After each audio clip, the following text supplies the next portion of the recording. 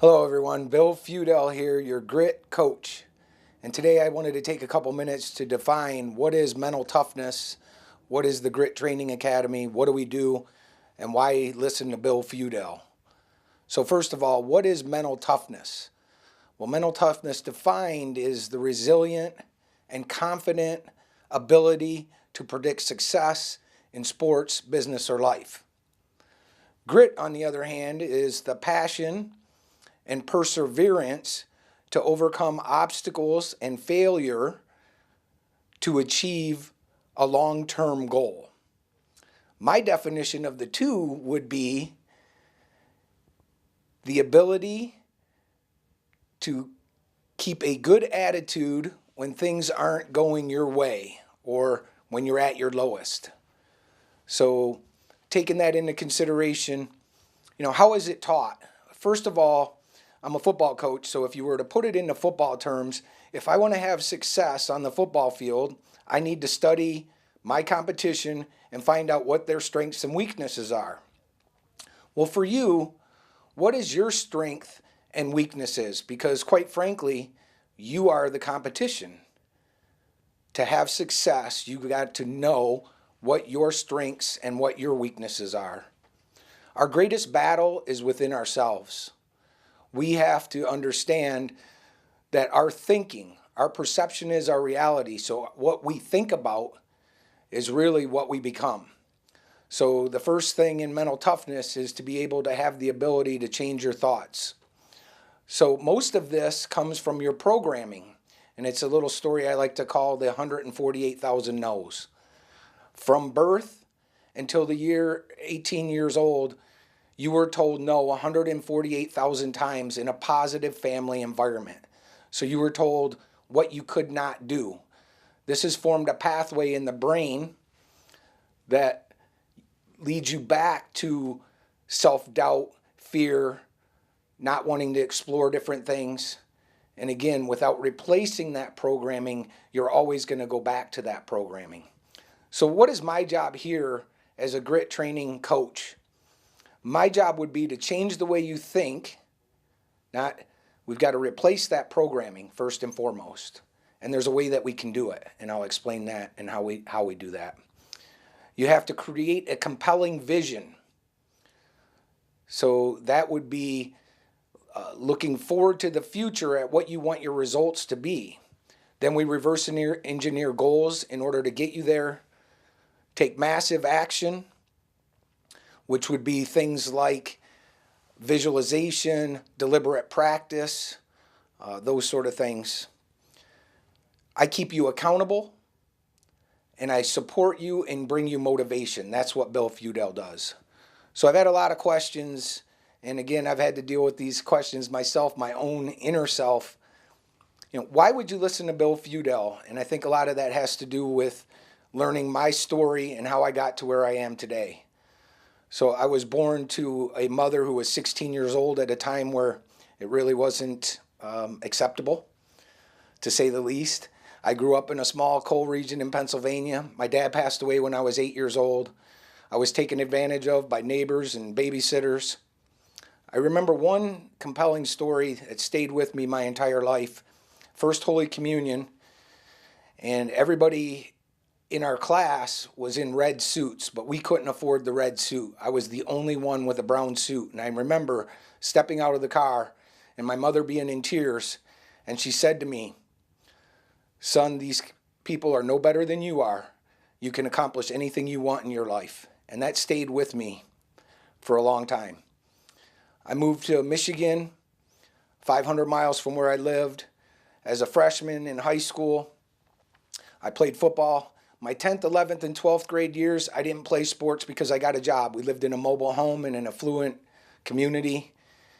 And so to help pay the bills, to be able to buy and afford clothes, food, roof over our heads, I worked. As a fifth-year senior, I was dating a girl. My sister at 16 got pregnant. And I was dating a girl, and her dad invited me to stay at their house, totally legitimate. And for 90 days, every single night, he would ask me, "Son, what are you going to do with yourself when you get older?" And I remember this to this day, as it helped reprogram my mind by speaking it and saying it, and that was, I'm going to play football next year. I'm going to graduate from high school. I'm going to go to college and graduate. I'm going to start my own business. Every day for 90 days I said that. And you know what happened? I played football. I graduated from high school. I got my degree from college. And then I went on to start my own business. In getting into business, I started a business detailing cars. And after detailing cars for a number of years, I went into the sales end, and I had a goal in mind. My goal was to be the general sales manager at a dealership. For 15 years, that was my goal. And I worked really hard to get there. And when I finally got the position, so working from a detailer all the way to a general sales manager, finally got to the position, I realized it wasn't what I thought it would be. My dream job actually turned into a nightmare. And so at that point, I decided that I'd make some changes. And quite frankly, it just about killed me. I was working 6 to 10-hour days. I wasn't seeing my kids, the stress of the job. So I went back into sales, but realizing I had lost a little bit of my passion shortly thereafter, I had a minor heart attack. And man, I got to tell you, that had a huge impact on my life. Because I sat there after getting out of the hospital, my kids went outside for a little bit, and I was wondering, what would my obituary read like? The guy sold 2,000 cars. He got there early. He stayed late. Folks, that's when I came to the realization, and I was on a mission to find out what my passion, my purpose, my legacy was. In saying that, I was being selfish because, quite frankly, it wasn't just what my passion, purpose, and mission was. It was what he had brought me here and what was my seed of greatness. And so in doing so, I had met up with a Christian group. I was doing some Christian coaching. And I went to go get the Founder's book at Barnes & Noble. And I had already been working on a little bit of a coaching program as I accepted a youth football position. I was teaching my kids certain things in that position. But a funny thing happened when I went to Barnes & Noble that day. They didn't have the book I was looking for, but they had this book, and I picked it up, and literally I put the book back 3 times before I finally bought it. And when I did, I couldn't put the book down.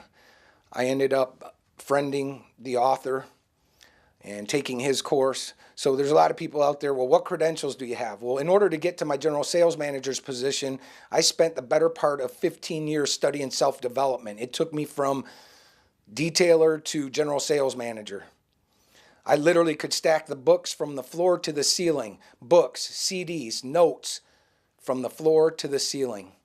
15 years of self-development. But the key was, although I had certain pieces, the book that I found and the relationship I made with the author, who happens to be the foremost expert in neuroplasticity, that is the way the brain is wired.